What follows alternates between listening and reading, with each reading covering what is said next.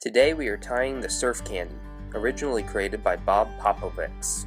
We're going to be tying this on a Gamakatsu SC15 hook in size 1i. Instead of thread, we will be using a clear monofilament.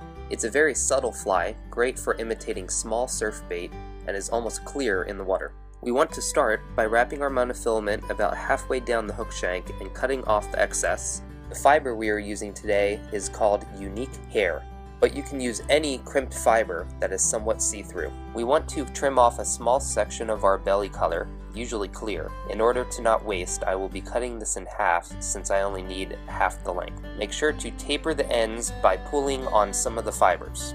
Remove any hairs that are bent outward or not lying flat.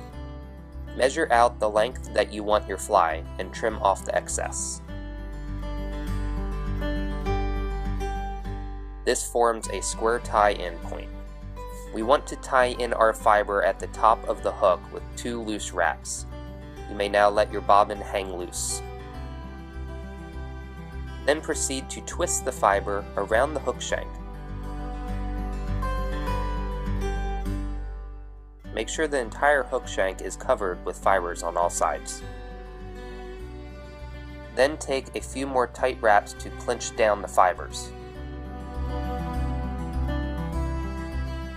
Next, cut a few strands of fine Flashabou. You can wet the strands to keep them together and make it easier to tie in. Tie in your Flashabou at about the center with a few tight wraps. Make sure it is tied on the top of the hook shank. Then fold over the Flashabou on itself and tie in that side as well. Next we will cut a single strip of wide Flashabou, the saltwater version, and tie it in on one side of the fly, ensuring that it is angled straight back. Cut the Flashabou close to the tie-in point. Use that cut strand and tie it in on the other side of the fly. Make sure it is the same length as the previous strand of Flashabou. This forms a lateral line and pearl belly. Next, we are going to cut the back color of our fiber. In this case, I am using olive. We will want to use the same amount of fiber as our belly color, and we will want to taper the ends in just the same way. We will want to measure the length to about the same length as our belly color and cut it on a square again.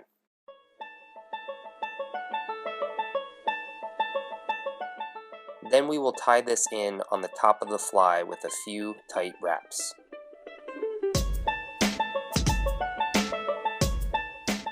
Proceed to build a tapered head on the fly.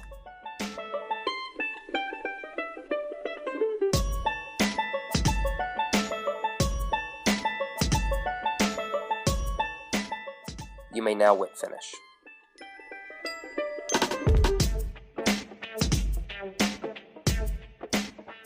Next, we will add the eyes.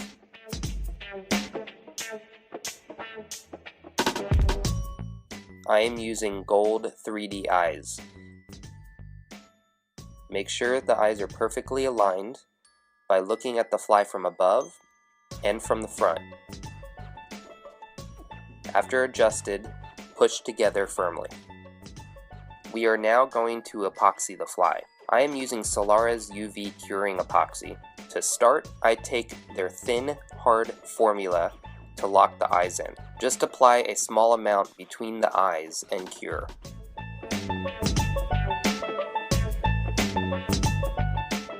Then we will again take the thin, hard formula and coat the belly and back of the fly. Cover to about the bend of the hook and smooth out with your bodkin. I use this thin formula to ensure it penetrates well and coats all the way down to the hook shank.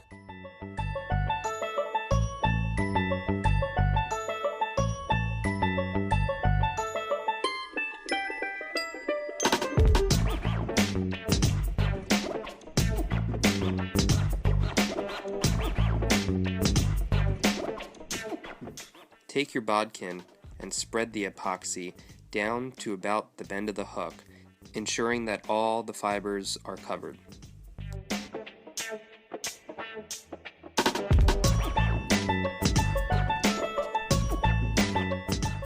Now we can cure the epoxy. And this is your first epoxy coat. Next, I take Solarez's thick, hard formula to build the body of the fly. This stuff is very thick and will sit on top of your fibers.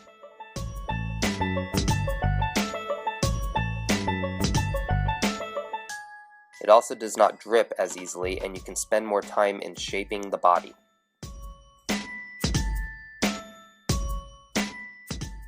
If you have any spots that need more epoxy, add some before curing.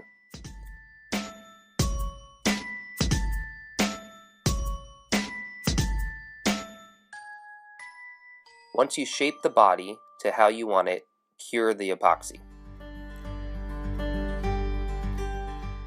Now we want to add some gill marks. To do this, I use a Sharpie. My final step for this fly is to use a new formula made by Solarez called Bone Dry. This can be applied like head cement and will give the fly a beautiful sheen. It cures very quickly and will make the fly smooth and non-tacky. You can set the fly in the sun for a few minutes to really make sure the entire fly is cured thoroughly.